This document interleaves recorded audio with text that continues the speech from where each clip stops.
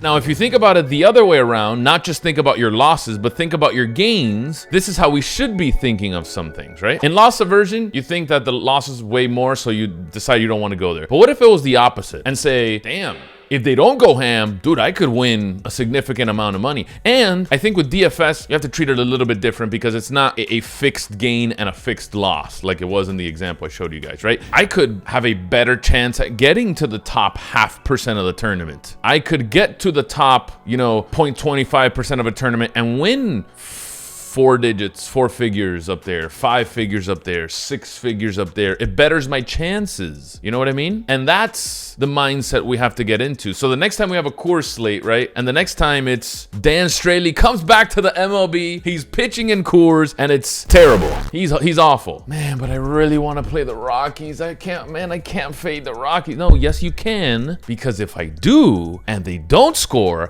and we get the Dan Straley from the KBO, we get the Cy Young Korean Straley, then maybe I have a much, much better chance to win 1,000, 2,000, 5,000, 10,000, 15, 20, 100K main event. You never know. And that's the type of things we have to do. We have to start thinking with our slower system first. Don't just blindly say $1.10, one costs $1 more, the back costs $1. No. Think about it. Slow. There's no need for a fast answer. And I think for some of us in DFS, we just blindly think like this sometimes. And that part of the mind, that part of what we think and how we think is so powerful that we can't get through that some days. There's some days we will and we lose, right? There's some days we will again and we lose. So we stop thinking like that forever and we go back to playing all chalk, and that's all we care about. But think of slowly every single time. The other thing I wanted to talk about, which when you combined both of these things, are going to make you a brand new player. You're going to think about, and that's the purpose. Once it says Manny dropping mental nuggets. Well, because DFS is not just math. It's not just sports. It's not just the players. It's not just the Korean Baseball League. It's not just League of Legends. It's a combination of things, right? Studies have always shown you're always going to play better when you feel better. How do you feel better? If you look a little bit good. If your diet's on point. Did you work out today? Is your blood flowing? Did you just crack a joke? Are you smiling? Did you get a good night's rest? Like, there's so many things that go into that. So many things go into DFS too. It's not just what you do in Fantasy Cruncher. You know what I mean? That's not the only thing. I don't know if you guys have heard of the endowment effect. Have you guys heard of the endowment effect? The endowment effect is a pretty cool one too. And when you combine this with loss aversion, that's when you get the casual American, the casual person in the United States that does everything the same, that thinks all the same, that you can't do that, right? The endowment effect goes something like this. The example that was given in the book was there's 2 groups of students, and in one of them, the group of student owns a coffee mug, right? And they have to sell the coffee mug. And the question is, how much do you think your coffee mug is worth? And that's how much they'll sell it for. The other group is not owners of the coffee mug and instead gets the question, I'm going to give you this coffee mug or the dollar value equivalent to the coffee mug. Which one do you want? And for the first group, they come up with the conclusion that their coffee mug is worth $7 and change. $7. I don't know how much. It's worth $7, their coffee mug. The second group,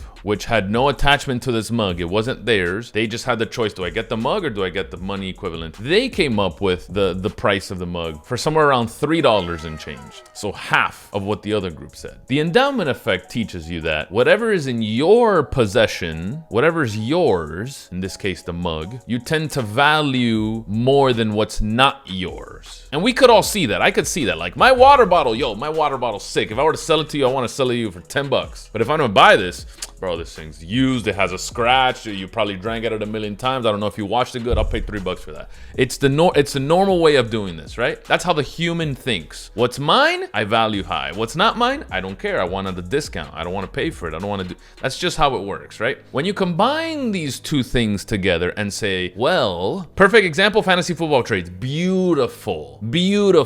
My Lamar Jackson. Oh man, you got to give me Tyreek Hill. You got to give me a quarterback in return. So give me Dak. You also have to give me Christian McCaffrey because Lamar Jackson is the equivalent of a quarterback and a running back. Like dumbness that'll never happen, right? Same thing with the endowment effect, right? We always think what's ours is always worth more. In the case of fantasy and in the case of sports betting and in the case of, I don't know, poker games or whatever, we sometimes still have that in the back of our minds, where, dude, It's my, however you got the money. I don't know how you got the money. Whether you deposited, whether you had to work for it, you took out of your savings, you didn't tell wife, and she'd get pissed if she found this. That all contributes to all of this, right? Where now it's, dude, if I lose this, goddamn, if I lose this,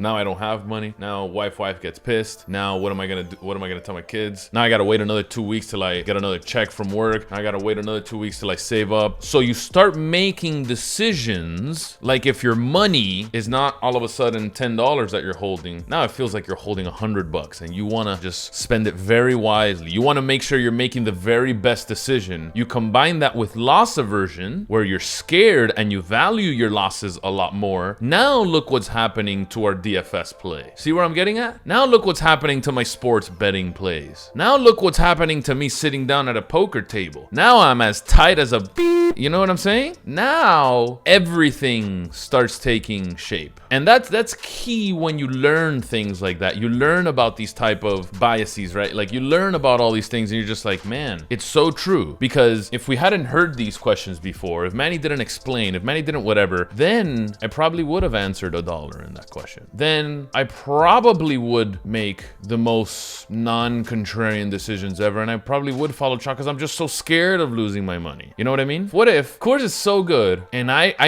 don't want to lose so bad because this money I need for my child's college. What if, I'm too scared to go away from Coors. I'm just gonna play Coors every time, and you just continue playing Coors every time, Coors every time, Coors every time. Now what happens? You know what I mean? Now what? That isn't what you should be doing. At least you don't think so. That's when it starts getting crazy, you know? It messes with your play. It messes with how you think. Are you even making the right decisions at all? And you start thinking about all these things, and it's just like, that is very true. I am living proof of this. There's some times where I think about it and I'm like, dude, why the heck am I even scared to get away from Coors? What a pansy, bro. Why are you scared, bruh? Just do it. If that's what you're supposed to be doing, just freaking do it. You know what I mean? If that's what the numbers are telling you, go by the numbers and do it. And sometimes these biases are just so strong that it's really hard to overcome. And I love talking about some of these things because the brain is so powerful. You guys already know this. The brain is so damn powerful. Big brain, baby. 200 IQ. Can't have, I agree once, so you can't have FOMO in DFS. You can't have FOMO in anything that's poker related, sports betting related, daily fantasy.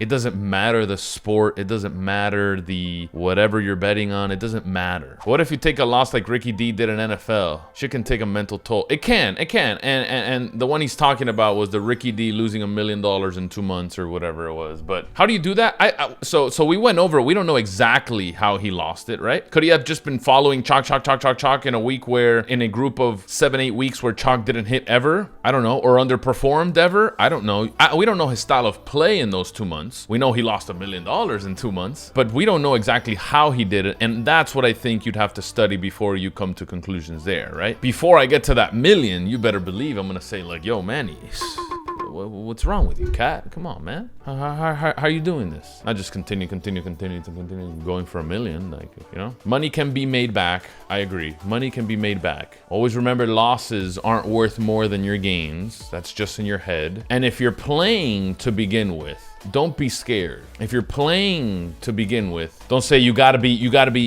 going, I gotta tread waters lightly. Can't do that. Be sound, think slowly, make rational decisions, keep exercising your mind, make better decisions. I think we'll be okay, for sure.